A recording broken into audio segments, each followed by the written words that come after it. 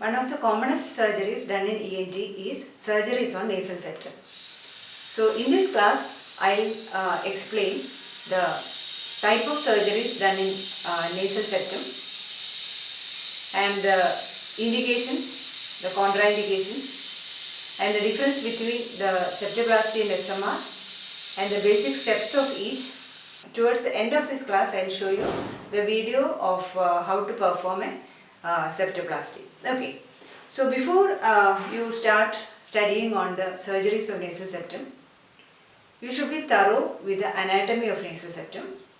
And I already explained the anatomy of nasal septum in a previous class. You have to see and study that, then only start studying the surgery done on nasal septum. Otherwise, the steps will be difficult for you. Okay, so this is the picture showing in nasal septum. This is a cartilaginous part, this is the bony, this is the ethmoid and vomer, and here comes the maxilla and also the palatine bone. Okay, so this is the cartilaginous septum and this is the bony septum, right? So what are the surgeries done on nasal septum? Mainly there are three in number. So one is septoplasty, that is plastic repair of the septum, and second is an SMR, or what is SMR? It is submucous resection of the septum, and third is a spirectomy. Spirectomy is usually done using an endoscope, endoscopic spirectomy. And what is this spur? S-P-U-R. Spur is an shelf-like projection at the osteocartilaginous junction. And what is that? Actually, this cartilaginous bone, cartilaginous septum, come and joins with the bony part, that is ethmoid, vomer, and inferiorly comes the crest of maxilla. So ideally, if this is a cartilage and this is a bone, this should come in a straight line. If there is a projection, a shelf-like projection happening at the bony cartilaginous junction, if you draw like this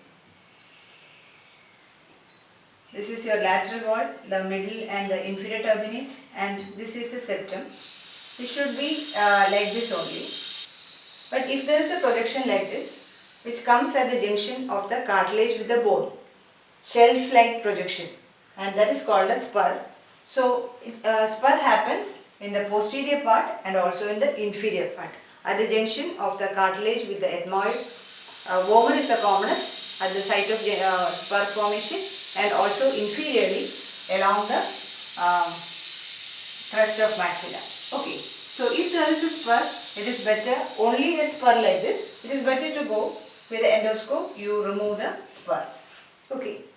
Otherwise, there are two procedures, which is septoplasty and SMR. SMR and septoplasty are both done on deviated nasal septum. So what are the difference? In exams, usually asked question is, what are the difference between an SMR and an septum? Before discussing the differences between septoplasty and SMR, I will explain the Cottle's areas of nasal septum. Okay, there are 5 areas, and this is area number 1, which is the nostril.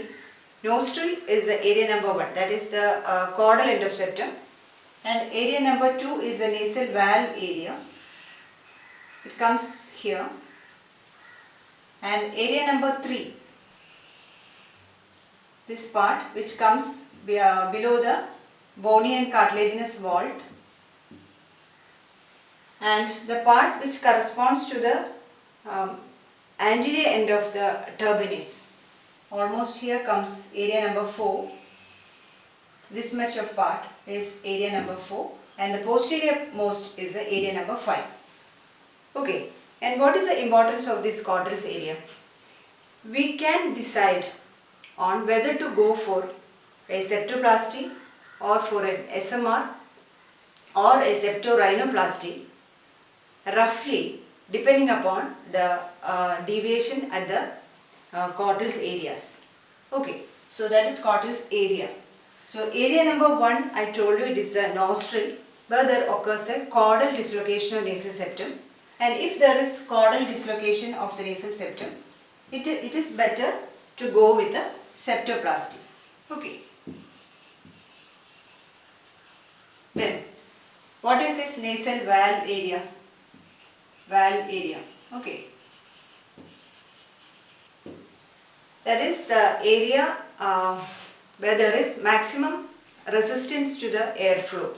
That corresponds to the anterior septum, with the medially comes the nasal septum, and superiorly and laterally comes the caudal end of the upper lateral cartilage. It comes here, the upper lateral cartilage, and inferiorly there is a piriform aperture border. Okay, in that area, even as there is the airflow resistance is maximum in the nasal valve area, even a small deviations of the nasal septum will cause maximum obstruction. That we can understand by doing the Cottle's test also. I explained that along with my examination of nose, Cottle's test. So if there is deviation on the nasal valve area, again it is better to go with the septoplasty. Okay, and the third, Cottle's area 3. If there is deviation here, what will happen? There will be external deviations also, right? So there will be external deformity.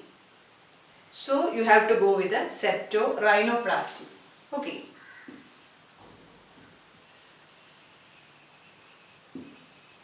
Septorhinoplasty for area number 3. And for 4 and 5, you can go with the SMR. Okay. Because it won't cause posterior deviations and will not cause any external deformities. So then you can go with an SMR and also with the SMR. So another division to anterior and posterior is by using Cottle's line. Okay, Cottle's line. What is this Cottle's line? Cottle's line is an imaginary line passing through the nasal spine of frontal bone. This is the frontal sinus and this is the frontal bone. So it is an imaginary line passing through nasal spine of frontal bone to the nasal spine of maxilla. Okay, so it goes like this. Cottle's line. Okay, this Cottle's line. That is an imaginary line passing through the nasal spine of frontal bone to the nasal spine of maxilla. So deviations anterior to this. Which surgery you prefer? It roughly corresponds to the Cottle's areas also, area 1, 2 and 3. You go with the septoplasty. Anterior deviation, you go with the septoplasty, and the posterior to the Cottle's line, it is better to go with an SMR. Okay, so that is roughly you calculate. So that is also a difference. So depending upon the site of deviation. If it is anterior deviation, you go with the septoplasty, and if it is posterior deviation, you go with an SMR. Second is an age of the patient. What is the difference in the age? You know that the septum forms an important component of the development of middle third of face. So we consider that the middle third of face is complete by 17 years of age. 17, okay, teen, 17 years. So this 17 years has got an important role for decision among septoplasty or SMR. You know that for SMR, we remove a major part of cartilaginous as well as a bony part of septum, except a caudal and a superior skirt. Okay, so this caudal, we keep a caudal and also a superior skirt is kept, and all the other part is removed except this caudal skirt and the superior skirt. This part and this part, the whole of bony as well as a cartilaginous septum is removed in case of an SMR, right? So a major portion of the septum is removed. But in case of an septoplasty, we remove only the deviated part. So we can tell it as more of conservative, and this is comparatively more radical. So if we remove a major part of septum, there can be chances that deformed development of the middle third if we do before 17 years of age. So this septoplasty we can do in all age group including 17 years, but SMR is better preferred above 17 years. Okay. Right? That is a difference. Another difference. Then there are differences during the procedure. So what are the procedure? It is, I already told, for SMR we keep a L stud, L shape, that is the superior part and also in the caudal part. Okay. Actually it is called the dorsal stud and the caudal stud, not superior. Superior is different. It comes around this part. So this is the dorsal. So we have to keep a caudal. This caudal end we have to keep a stud of cartilage. So if we put the incision here, we won't be able to preserve this much of cartilage. It will be difficult. So for SMR we go with a posterior incision. We put a posterior incision actually. So and this posterior incision is called Killian incision. Incision we keep for SMR, Killian. Incision, name of incision is Killian. Fourth one, incision. And for septoplasty we remove the deviated part only. If there is a caudal dislocation, area 1 deviation, we have to go for a septoplasty. We have to correct that area also. So it should be at the most caudal end of the septum. It will be here, and that incision is called a freer incision. Okay. So this area, this incision is called freer, and the posterior incision is called a Killian incision. So that is another difference between these two. And what is the other difference? In SMR, as I already told, we elevate the flap on both sides. And what is this flaps actually? Septum. Think that this is your septum. This part, this cartilaginous septum, and this is your cartilaginous septum, and this is your bony septum.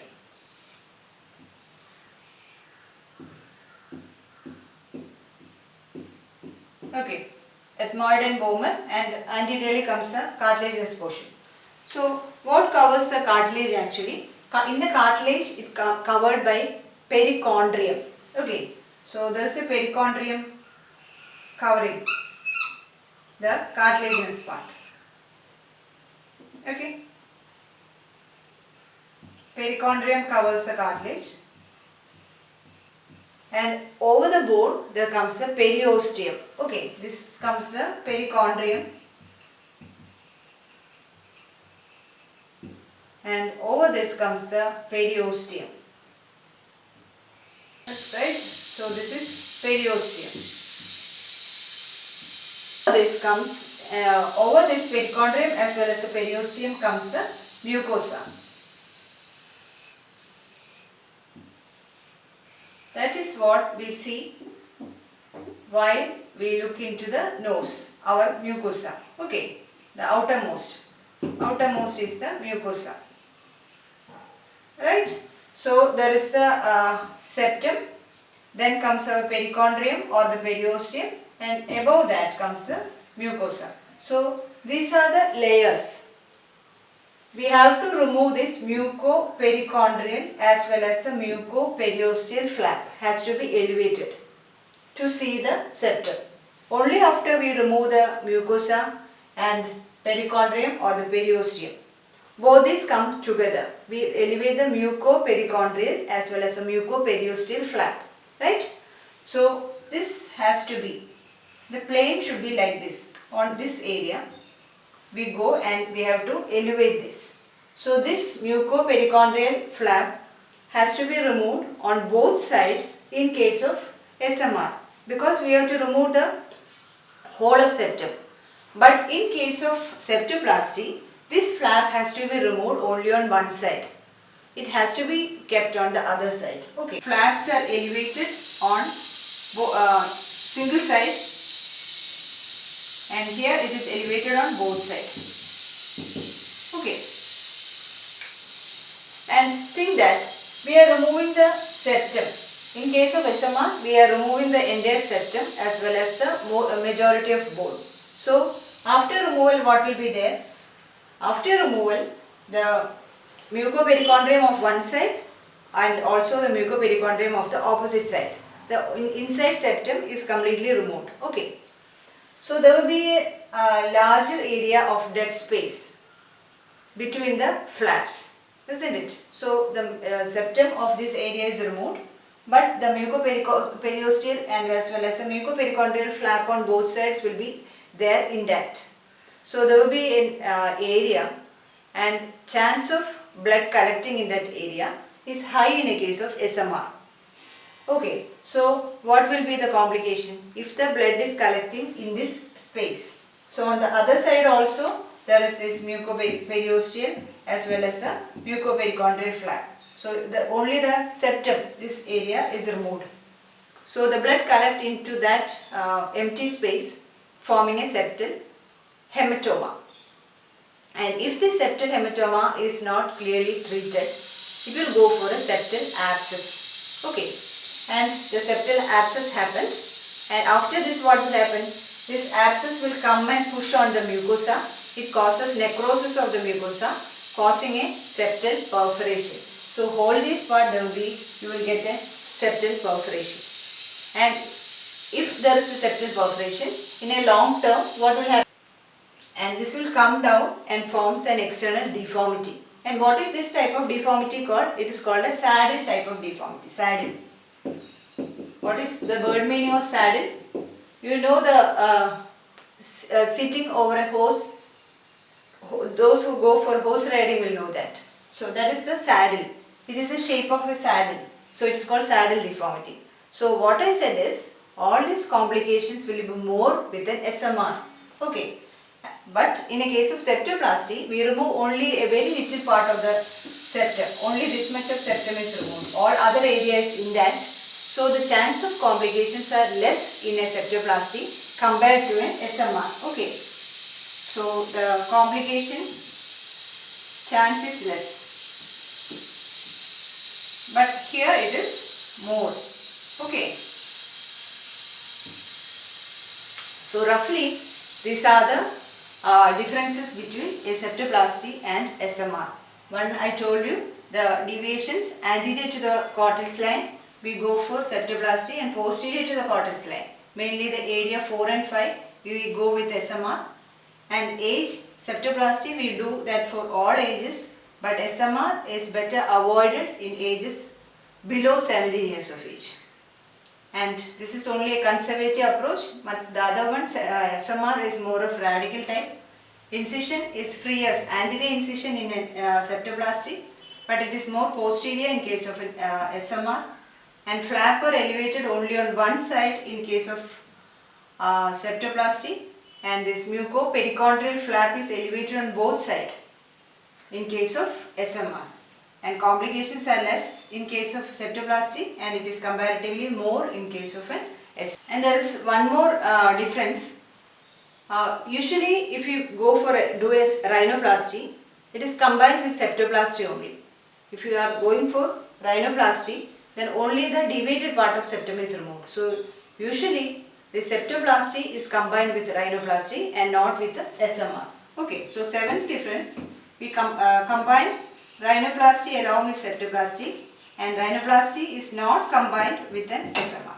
So these are the 7 differences between a septoplasty and SMR. For any surgery, be it in ENT or in any other specialty, the surgery is explained under the headings of indications, then contraindication, then anesthesia, position, then the procedure or the steps of surgery, postoperative care, and complications.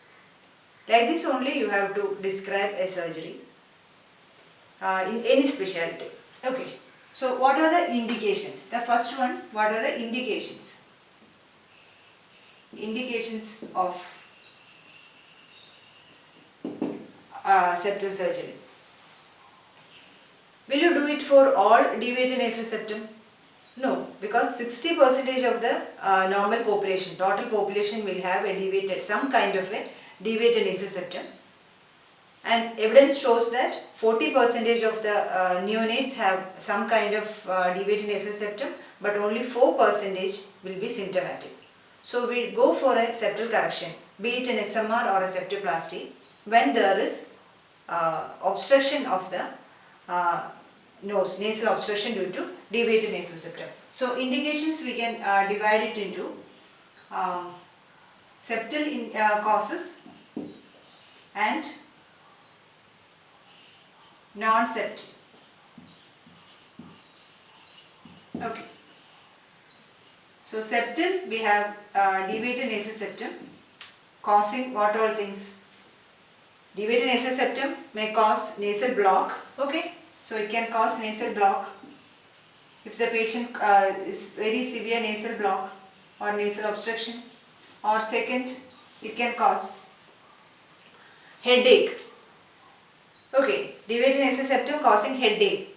So exam, it is usually asked that what are the causes of headache in a deviated nasal septum? There are 3 causes of headache. Headache is due to 3 reasons. 1, due to sinusitis, because of this deviated nasal septum.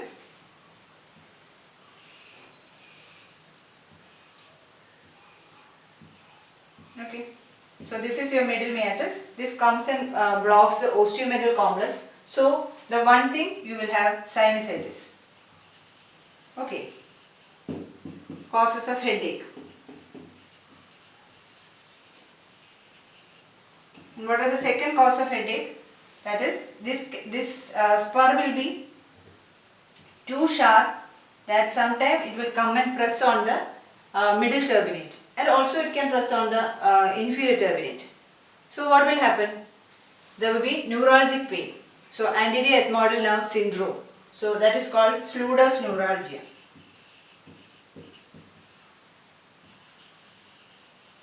Okay, that is second cause. And third is a vacuum headache.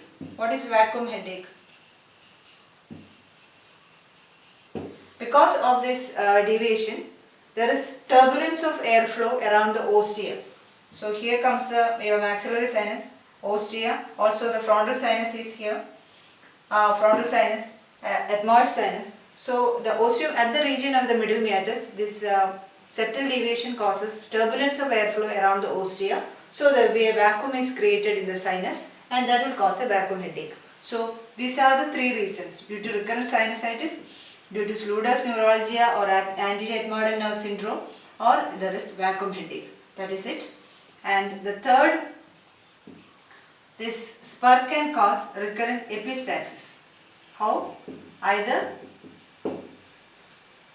this the mucosa over the spur is stretched, so that there will be chance of bleeding is high. So that is epistaxis. And the fourth reason, it can cause an obstructive sleep apnea. Okay. So this TNS causing recurrent otitis media. Okay. So all these are the septal indications. And what about the non-septal indications? What is non-septal? Because the septum is central or only mild deviation which is not causing deviated nasal block or this much of symptom to the patient. Even then, in some cases, we have to go for a septal correction. What are they? 1, what is here? Here lies your pituitary, isn't it? So if there is hypophyseal tumors, then you can go through the nose. So that is endoscopic transnasal pituitary surgery or endoscopic hypophyseectomy.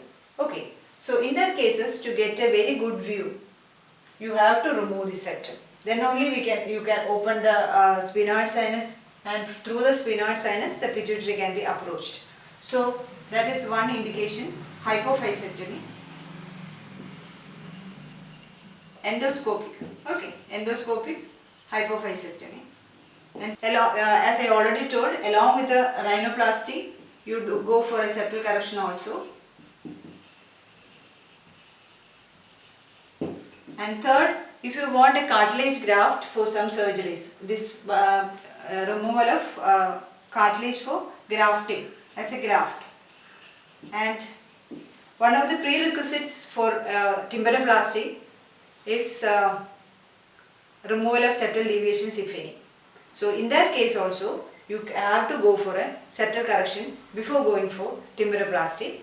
And another indication is you are doing an endoscopy sinus surgery, and in certain areas, especially the frontal recess area, you cannot see because of a deviated nasal septum.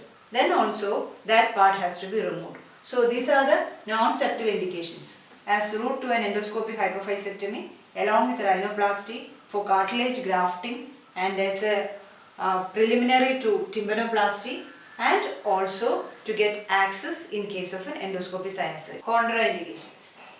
Contraindication. One is active infection. For almost all ENT surgery, the presence of active infection is a contraindication, and also the medical conditions like an uncontrolled diabetes or an hypertension or cardiac problems which make the patient unfit for surgery. And what is the anesthesia? Anesthesia can be, we can do it under local anesthesia or general anesthesia. If it is general anesthesia, better go with an hypotensive anesthesia. Okay. Then if local anesthesia, actually the local anesthesia is preferred because the bleeding will be less, and moreover we can do the septoplasty as a day care surgery. If you go for a general anesthesia, then the hospital length of or the duration of hospital stay will be more. So in a cooperative adult patient, we can do it under local anesthesia, and in both cases, whether it is GA or LA, the nasal septum has to be infiltrated on both sides with the 1% xylocaine with the 1 in 1 lakh adrenaline. Where to infiltrate? Into this area, that is between the septum and the mucopericordial flap. Okay, or into the septum and bone and the periosteum. So that we have to elevate a subpericordial or a subperiosteal flap. And what is the use of this infiltration? Infiltration is for, there are two uses. One, it is an adrenaline, so there will be vasoconstriction, and also by hydraulic effect, this flap elevation will be easy. And if it is in the correct plane, if you are injecting between the cartilaginous septum and cartilage, or posteriorly between the bony septum and the periosteum, there will be blanching also, and also this flap elevation you can see. That I will show you along with the video on septal surgery. Okay. Then what is the position? Positioning for all nasal surgeries, it is reverse Trivandrum with the 15-degree neck bed coach. And if the patient lying supine, this is supine position. And if you are elevating the leg gate,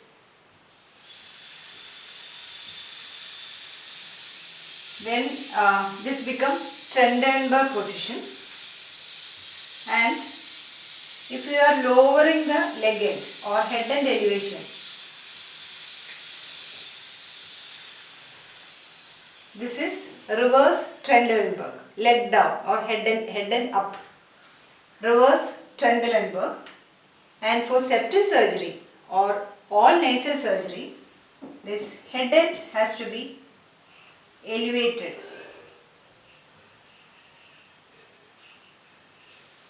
Okay, how much? That is 15 degree. 15 degree.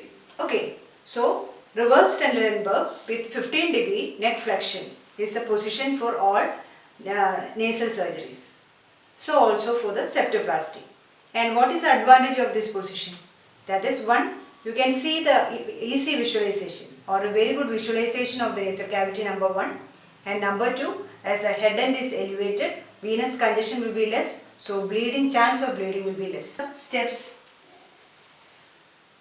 Usually the surgery of choice for deviated nasal septum is septoplasty. Incision, which is a freest incision at the caudal end of the cartilaginous septum. And the approach for a septoplasty is called Cottle's maxilla, premaxilla approach. Okay.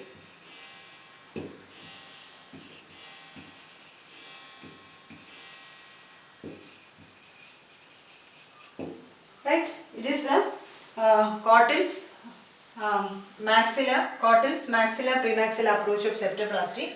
The first we put an incision, that is a freest incision using a number 15 blade, and after that using a Cottle's elevator, elevate the subperiosteal flap on the concave side. Okay. So if this is a cartilage with the perichondrial flap, we elevate the subperichondrial flap on one side, that is usually on the concave side. Some surgeons prefer to elevate the flap on the convex side also, but for general purpose we tell as to elevate the subperichondrial flap on the concave side. That is called the superior tunnel. Okay, making the superior tunnel. And after that, so this part is elevated, and then when we reach the bony part, this cartilage is separated from the bony part. Okay, then this subperiosteal flaps are elevated on both sides. First we elevate the subperiosteal flap on the concave side. I will show it here. So this is your bony part. There you have the subperiosteal flap. So after elevating the superior tunnel, this part is separated, and with the Cottle's elevator you go to the opposite side. The subperiosteal flaps are elevated on both sides, and also from the lower part, that is from the crest of maxilla. Okay, so the formation of superior tunnel, and this is called the inferior tunnel.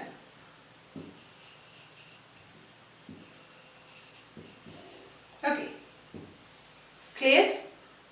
So after putting the incision, that is a freest incision, making of superior tunnel, that is elevation of the subperichondrial flap on the concave side, detaching the cartilaginous septum from the bony part, elevating subperiosteal flap on both sides, and also from the crest of maxilla, and if needed from the crest of palatine bone, and that is the inferior tunnel. And after that, this superior as well as inferior tunnels are made into single one. Okay, they are combined using sharp knife. Usually the number 15 blade which is used for putting the incision is used to make the both tunnel as a single one. And if there is any, and after that the deviated part of the bone is removed using lux forceps, and also the deviated part, if there is crust here or if there is a spur in the lower inferior part, the crust of maxilla is chiseled out using a chisel and hammer, right? So after the surgery, this much of part or whatever the part of cartilage, if there is deviation, that is removed along with the part of bone where there is deviation. After that, we have to put on the remaining cartilage on the concave side. Ideally we put scoring or cross hatching. Scoring is putting incisions like this, and cross hatching is putting incision as crosses.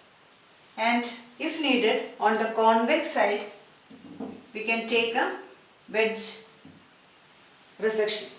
A wedge shaped part of cartilage can be removed from the convex side if needed. So that what happens? So that the concave or the deviated cartilage become a straight one.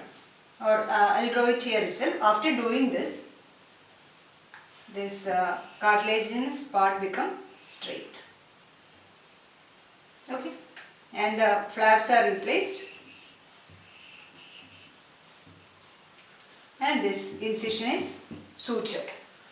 So that is regarding septoplasty. So we put the incision, that is a Freer's incision, elevating the subperichondrial flap on the concave side, detaching the cartilage from the bony part, and elevating the subperiosteal flap, making the inferior tunnel, combining the superior tunnel with the inferior tunnel, removing the deviated part of cartilage as well as the bone, and after that making cross hatching or scoring on the concave side or wedge excision of the cartilage on the convex side. Then the incision is sutured with the absorbable sutures. So that is for septoplasty.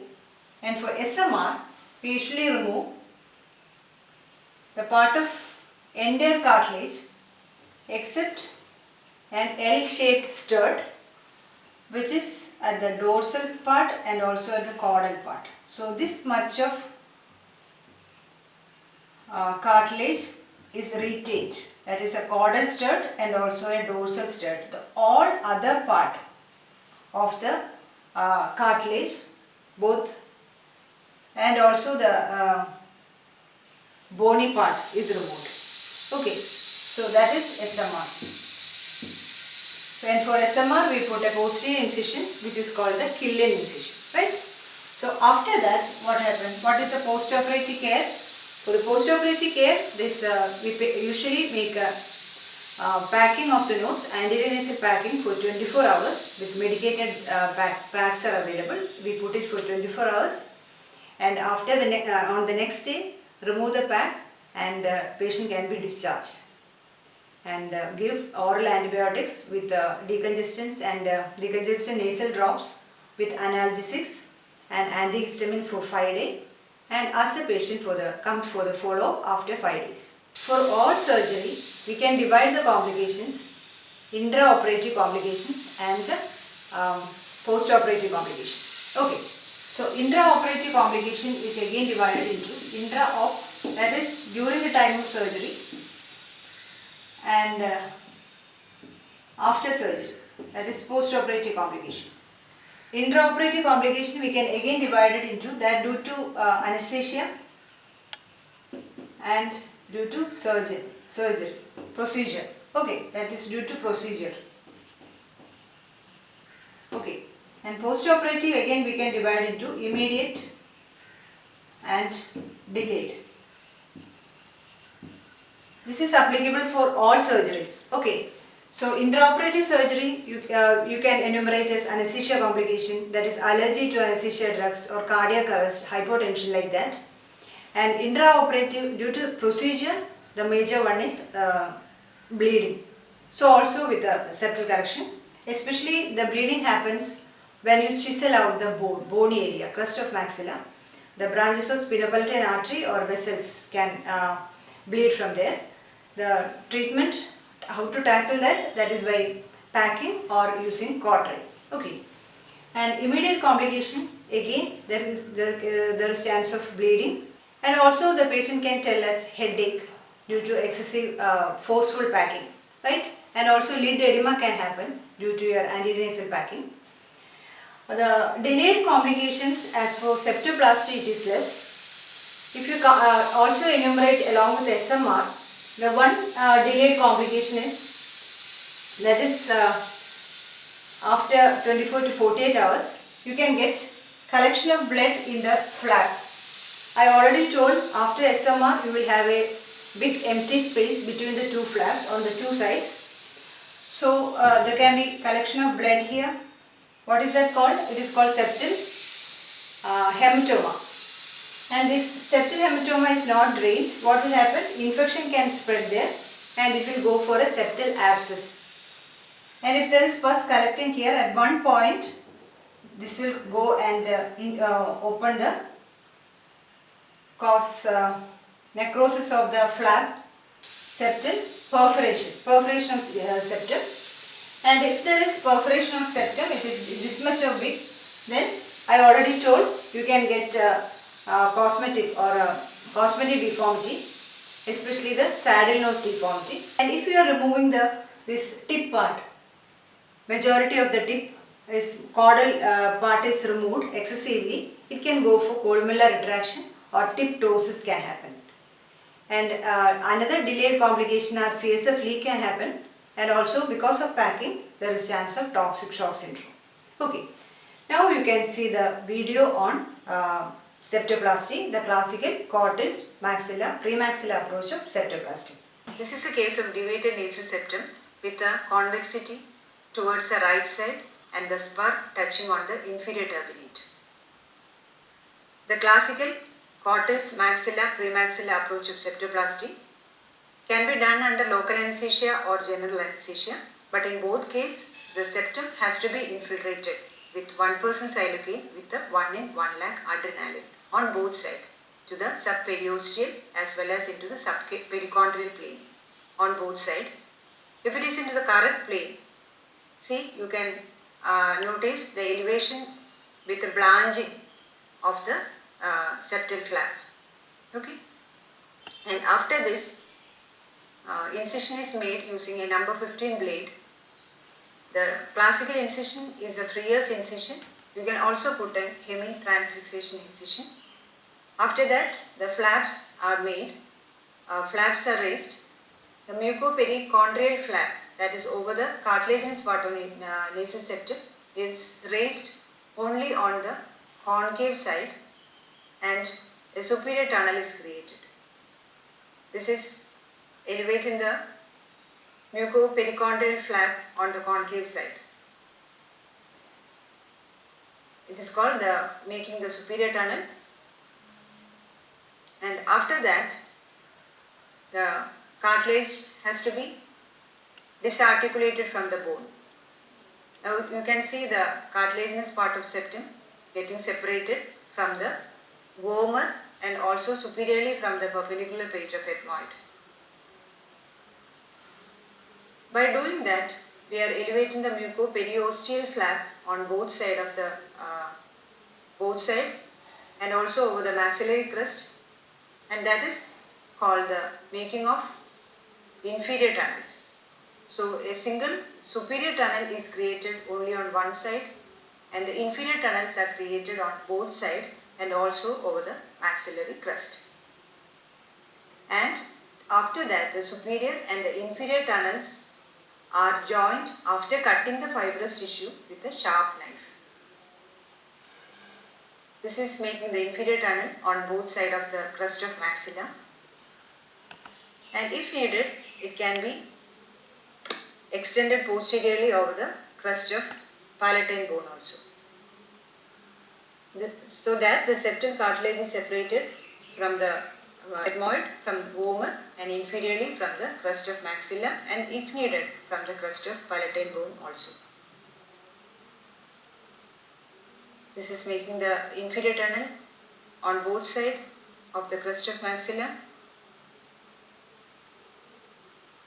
and after that you can remove the bony septum. The deviation can be corrected by removing the deformed part of the bony septum, and if needed, the maxillary crest is also fractured to realign the septal cartilage.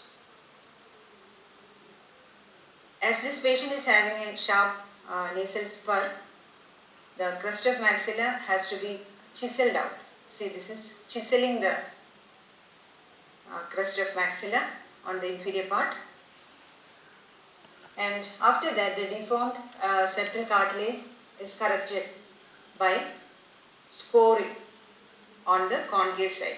If it is on the convex side, we can remove a wedge part of the wedge excision can be done on the convex part, and on the concave part it is better to go for scoring or cross hatching or mossilization, all can be done. And after that, the incision is sutured with an absorbable suture.